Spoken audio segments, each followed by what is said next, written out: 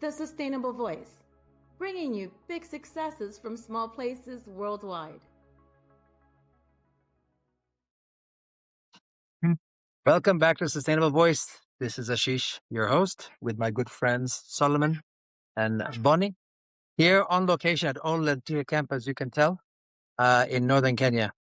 We wanted to do a really unique episode on some of the best examples of conservation. Basically, the bridge to the social bonds that exist when tourism is done right. There's so many stories out there about over tourism, stories about what happens when there's too many people, but there's not enough stories about tourism done right and best examples of it, like what you're seeing here. So we've known each other for a long time. Bonnie, I haven't seen you since 2018. Solomon, you weren't here yet when I first got here last time. But these are some of the most amazing people, and we're going to be covering some pretty cool topics. So let's just basically starting off with this, right? We're going to be talking about social impact. So I'll ask both of you, and you can ask either one. But what does social impact mean to you and your guests when they're on safari here at Olentile in northern Kenya? Thank you very much, Ashish. I think this is a very important question. And to be honest and sincere, the social impact we have with our game here at Olentine is immense. Sometimes we are here with guests. We show them around the community. We show them how we do things here as our normal life. And at the end of their trip, their experiences going down to the community, talking to them one-on-one, sharing, we end up having connection, which at the end of the safari, 3 nights, 5 nights, they get the playing, crying, because the attachment and the bonding are really very strong, and that's giving up to the people. You're going to make me cry? Definitely, I'm sure tomorrow when you're going back home, you're gonna cry because you don't want to live out here. I don't want to leave. I love it up here. Yeah, This is Gambani for me. I love being up here. yeah. Bonnie, how about you? Actually, but before you answer, last time I saw you, Bonnie, we were jumping off somewhere. We were jumping basically off a trail somewhere so we didn't get charged by an elephant. Yes. Oh man, I don't want to walk anywhere with you. You should be safe. You should be safe because we are born and raised where the Musa. We share the same land, the same resources. So we experience, and this is our playground. So don't worry, we'll take care of you. That's exactly it. Okay, so same question to you, the social bond. And by the way, I'm looking over here because, my producers basically said I need to be more on point and made me write down these points. So I'm actually getting more organized this year. One of my resolutions for this year. Or commitments for this year. So let's talk about this. So what does this phrase mean to you, the social impact? What does that same question mean to you? What does it mean to you, to your guests when they're on safari here at Olentile?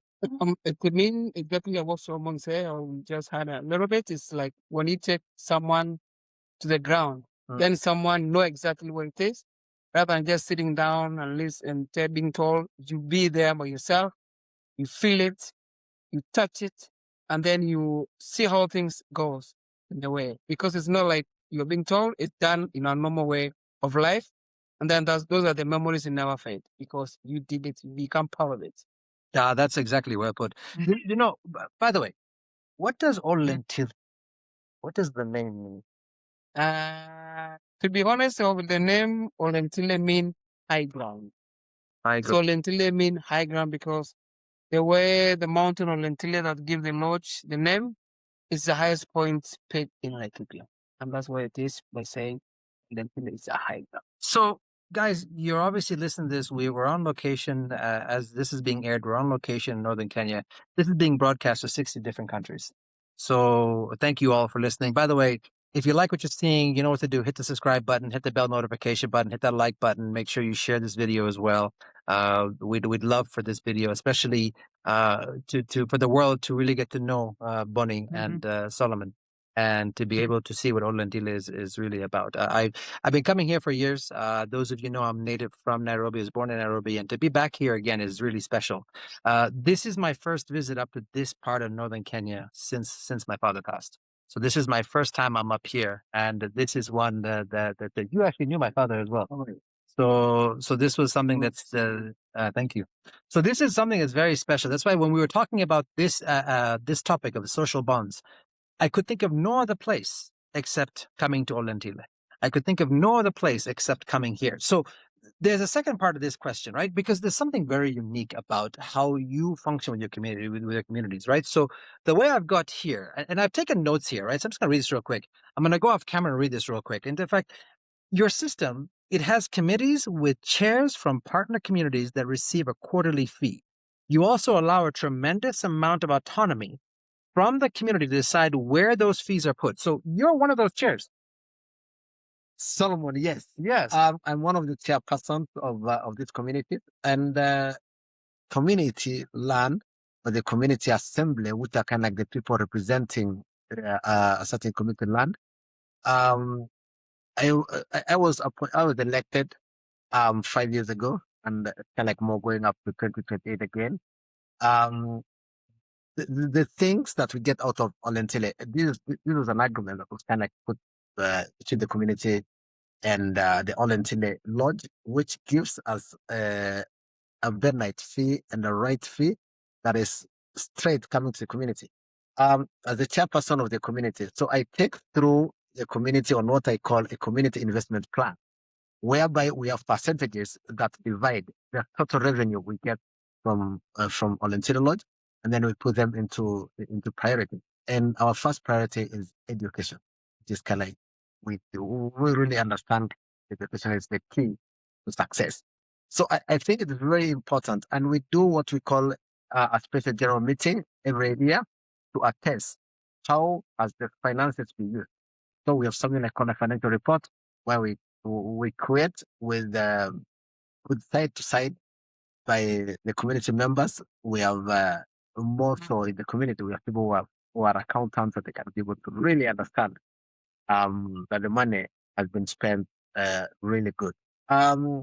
Just maybe before I finish that, the community themselves know what is coming out, and they really understand how much money is going for school fees, how much money is going for hospital, how much money is going for operation.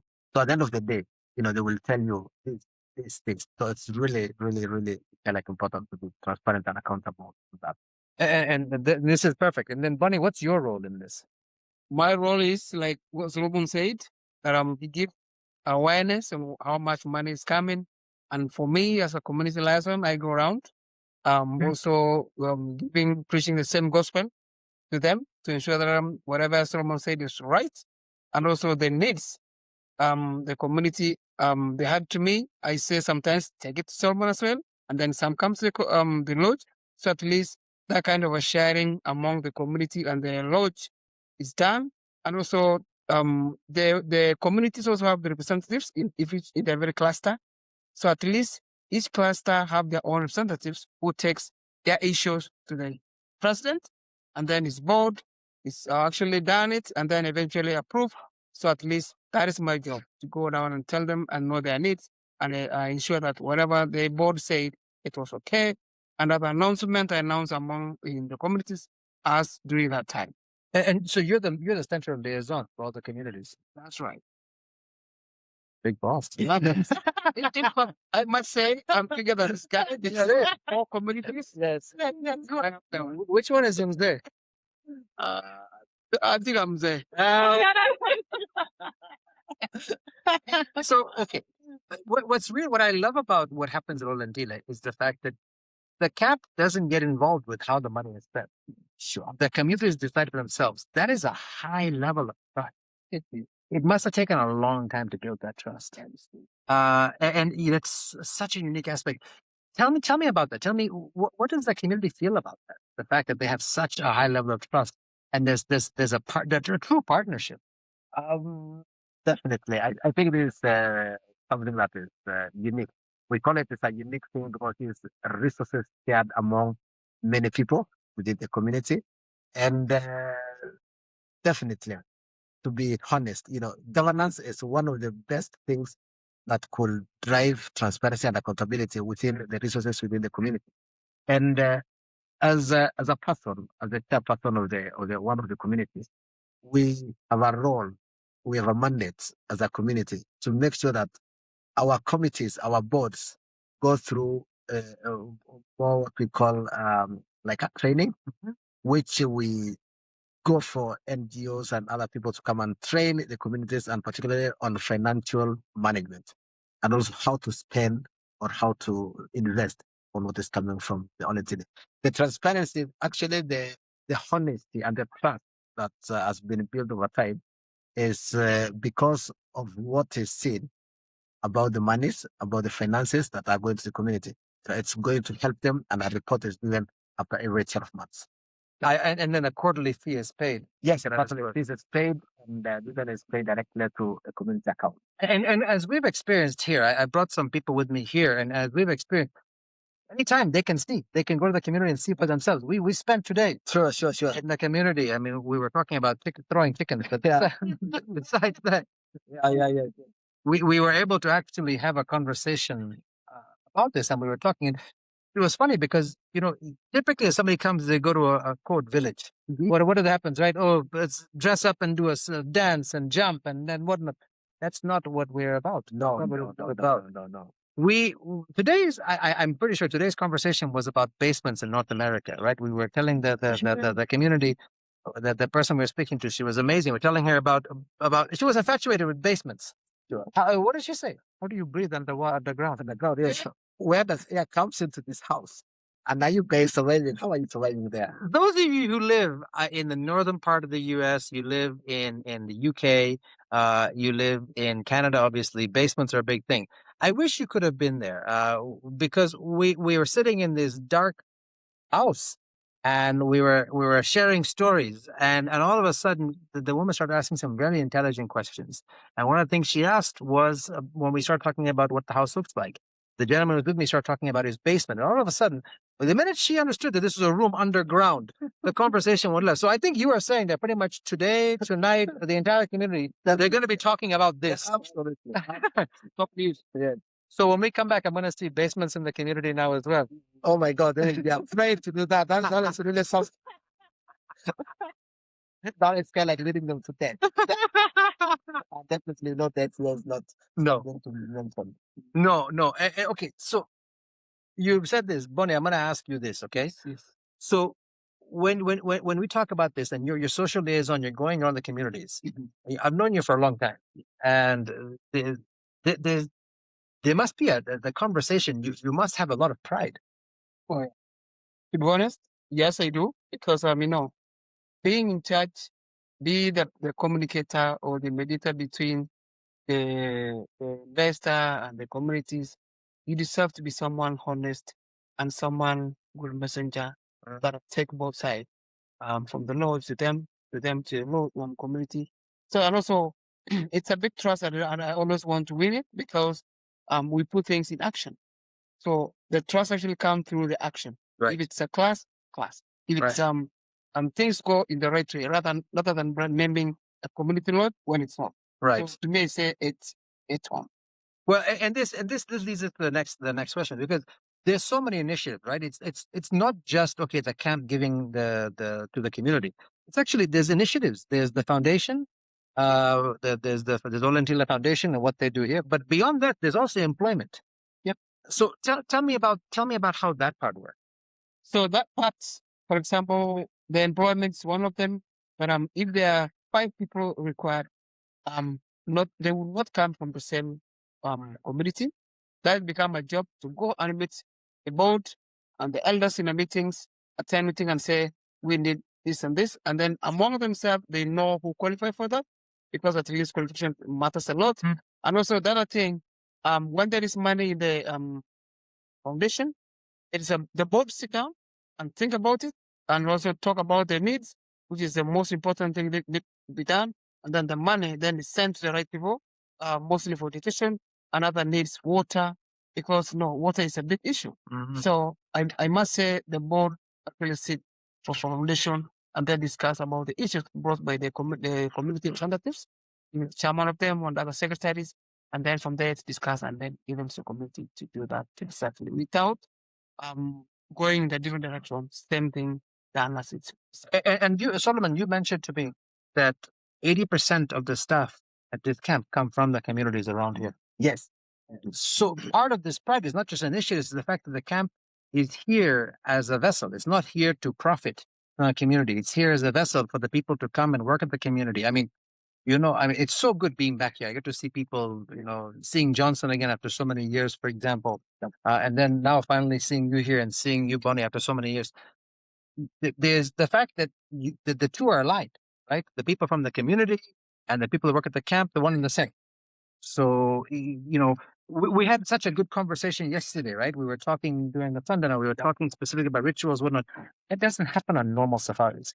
Normal safaris is look lion, look cheetah, look elephant, look leopard, all day long, right? But here, we just had a really great conservation talk with the group, and we were talking about the fact that we're not here for sea animals.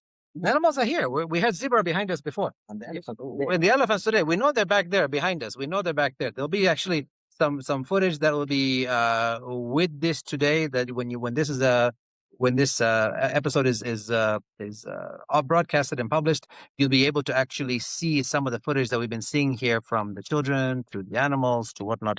So that part is there.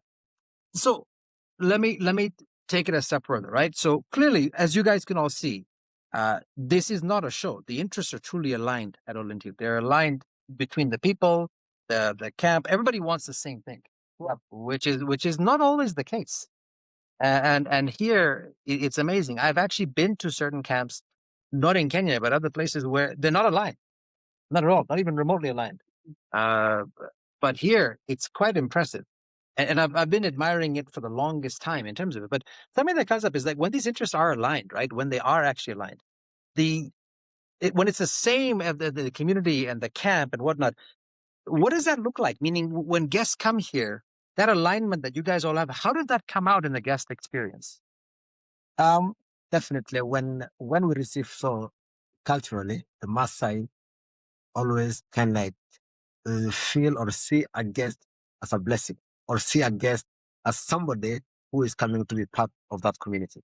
So we take our guest here as part of our family, number one, and as of our Olentile family, and number two, we take them as part of our community. So we really kind of like more share with them the experiences, what we do as a community, what we do as an individual, what we do as family, and the alignment of our socio-economic, our alignment with what we do here and what the camp is doing is more than the same. Because one, we have cows, we have cattle, we have goats and sheep, which are our ATMs. And on the other side, there's conservation. So we really respect the fact that conservation is bringing an economic impact to the community, which is kind of like communally, or maybe kind of like to many people. And so I think that with the experiences that we come and see here, the experiences that also we get from them, it's kind of giving us the strong bond, the connection that we end up always wanting to see them and maybe even following how they got to their homes. Anything you want to add? I want to add something. Oh boy, They wants to add something. Man. Okay, what is So what I'm going to say, like what someone said, most of our clients cry. It's not because you are. It's a reason. Crying, that means you are treated and old like a friend, like a family. So that means we put our clients, not like, we don't put you like a client. We put you like a family member. So your mission become accomplished when you come here. We put it to at least, we become easy, because for a family member, we make you, when we are family, we discuss very important matters. We go into deeper things that you are not afraid of, because we don't treat you like a client. We treat you like a family member. So at least you get to enjoy it. And that is the only thing. So if you want to find out this yourself, just here. You know where to come here. Yeah, that's it. Yeah. Come here. This is exactly it. I mean, I tell everybody who under the sun that if you want to see real Kenya, you have to come to Olentile camp. You have to come there. And even with when those clients can see that the interests are aligned, they can see that you can see that everybody here genuinely loves being here. Between the camp, between the leadership, between the communities, there's a connection. That's there. Oftentimes you don't hear that. You hear different stories, and you hear that. This is something that's really important, because when we start talking about this, and I mean, look, even for example, the experience you and I had when I was here in 2018. the experience you and I had. Yeah, okay, it was an experience that we didn't expect, right? With the Not elephant. at all. But it was the most amazing experience. I'll tell you something. You know what that reminded me of, that experience? Mhm. Do you remember this place, Treetops Lodge? At yeah. Gabrias? Yeah. Remember this place? Okay. I was 4 years old Mhm. and I had gone here, okay? And I was brushing my teeth. There was no lights, right? It was all basically just kerosene. Yeah. So I was brushing my teeth, and all of a sudden the bathroom went completely dark. And I was like, what is that? And so I went and I actually put my face up to the wall with the wood panels. Mhm. There was an elephant's eyeball staring back Oh at my me on the God. other side. I swear to you, I was probably maybe this far apart between my eyeball and the elephant's eyeball, that far apart. Oh my. I was 4 years old. I mean, thank God I'd already gone to the bathroom. So then I came running out and basically started telling my parents. I said, look, elephant. I went, and right away, when we had our experience with elephant, mid-jump, I was basically going, this is like that experience. I mean, look, I'm almost 50. And at 4 years old, that experience is there. I tell people about your experience, you and I had as well, because it's real. Yep. Right? It wasn't like, okay, again, you're here, please, elephant, come. No, it's not that. And Nature's sending you. Nature's sending. And you said it best earlier during a conservation talk. You said elephants know which way they're going. Oh yeah. They have a path, and if you're in the path, they're gonna keep going. You have to get out of their way. You have to move. They have a design trail that they follow. They're creatures of habit, right? That's true. So it goes. So when you, I'm sure that as all the clients come, all the Wageni that come here, I'm sure that as you interact with them, there are things that remind you of your childhood. So I'm gonna ask something that wasn't in the questions, but I think it's something that I think is gonna be fun to ask. Mhm. Have you ever had an experience with a client here that reminds you of something from your childhood? Oh yeah. In fact, a lot of things here happen. Like when you drive your clients, they want to be very close. They want to be seeing something different. I wanted to see a giraffe. I wanted to see something. But I know, as we said before, a lot of things here you come at the right place because there's no animals. You come with the culture because it's all about culture. So which is a different experience because you could see animals or you could meet people and then someone give you or you meet someone with the same thing that you already had in your head. You always remind me, oh, I want to do that. So I remember when we were playing with elephant and other when we were with kids, and now a client want to be very close, very close. It reminded me how we used to be when we were little kids. Like we want to throw stones to see whether you could hit an elephant. You could do, boys are boys, whatever. And it always remind you of those kind of things. So what I could say here, most of the time, when you come to Olentile, it's more about the culture. And a friend of mine told me who is a client, you could go and see animals in the Mara. You could come and see 1,000 of them.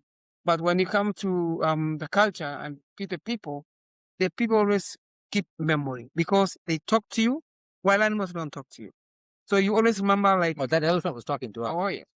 So they talk to us in action. And so we had to move. So we had to move. Exactly. Those kind of like how we did like big boys. Yeah. Jumping from rock to rock to give elephant away. Was like the best. And you're the best. You're the best. Yeah. You're the best. I appreciate it. And probably what's reminding me of the memory that reminds me of my childhood. Definitely around the community area, the villages, we are living with it wild. And one time I was walking to school and this rogue elephant was heading somewhere. And my friend who was not a part of me, and by the way, I've done a lot of marathons over that 5 marathons. Wait, let's wait, hang on. Let's hang on. You saying you're doing a lot of marathons. Let's explain which marathons first. Tell them which ones you've run. Definitely I've run. The major marathon that I've done is the Boston Marathon in 2012 when the bomb was in the USA. We did the 209. I did the last London Marathon, and I did also the Philadelphia Marathon in 2015. How are you placing in those marathons? So definitely my best time ever, which I have a very good time, which is 2 hours 15 minutes, which is really nice to. When I remember that, I really felt that running with elephants made me kind of like beat that time. And if it was not the injury, I would How we gonna do the math? How many miles was the marathon? 26 miles, right? 26.2 miles. So let's say 26 miles, and you did it in 2 hours, right? 2 hours, 15 minutes, yeah.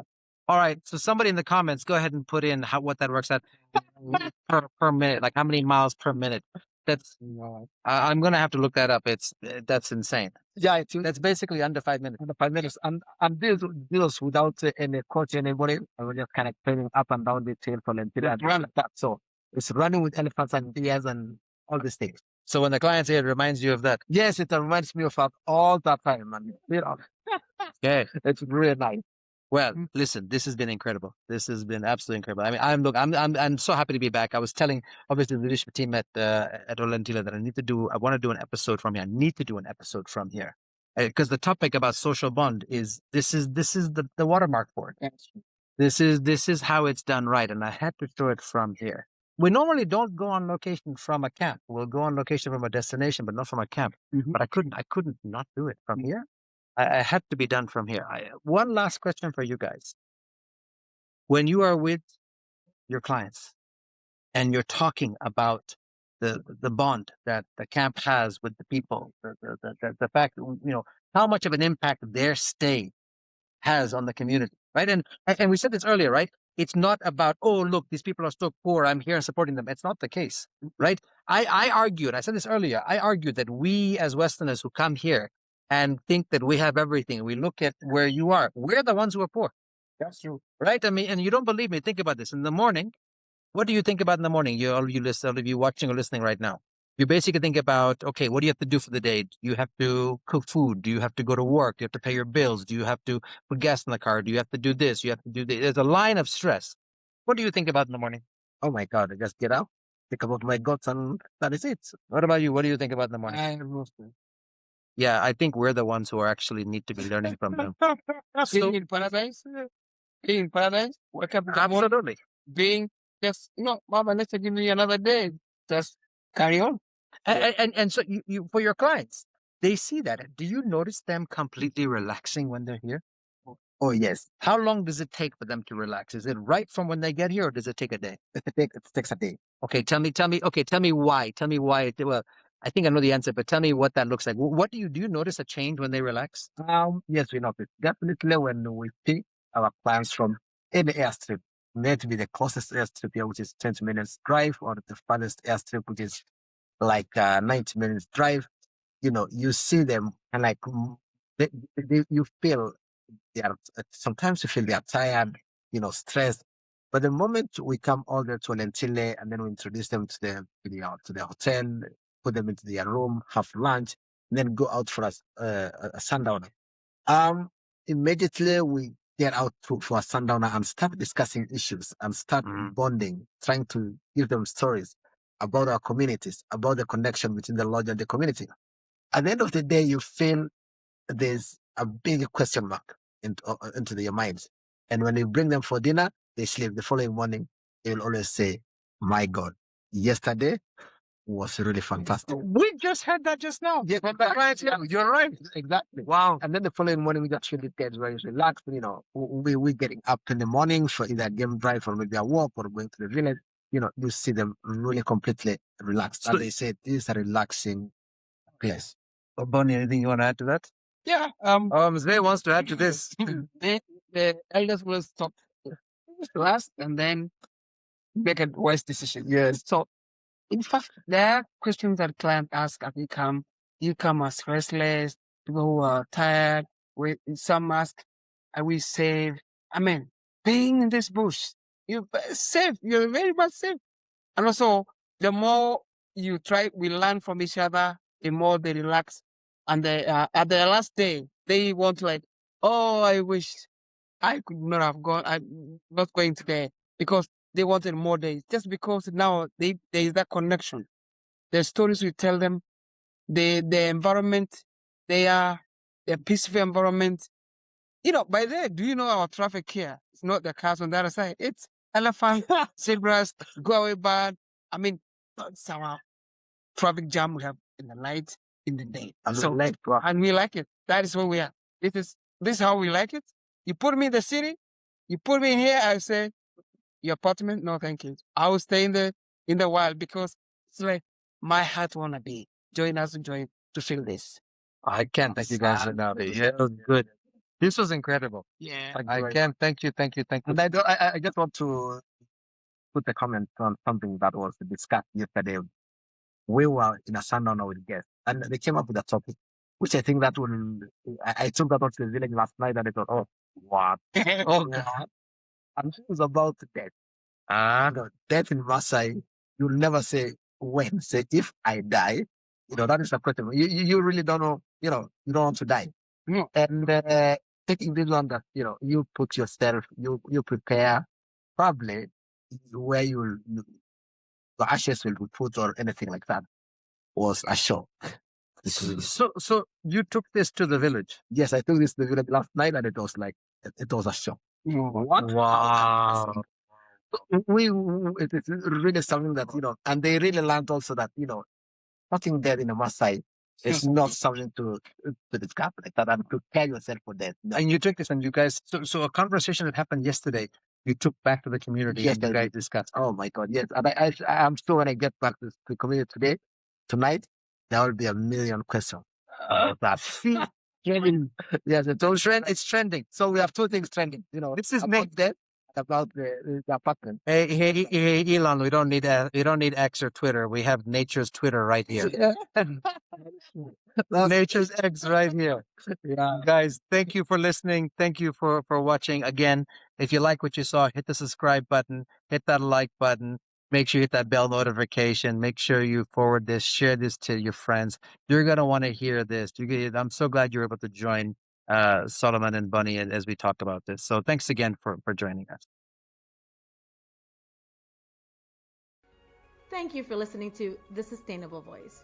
If you have a success story of your own, please reach out and share it with us. Would love to hear from you. See you next time.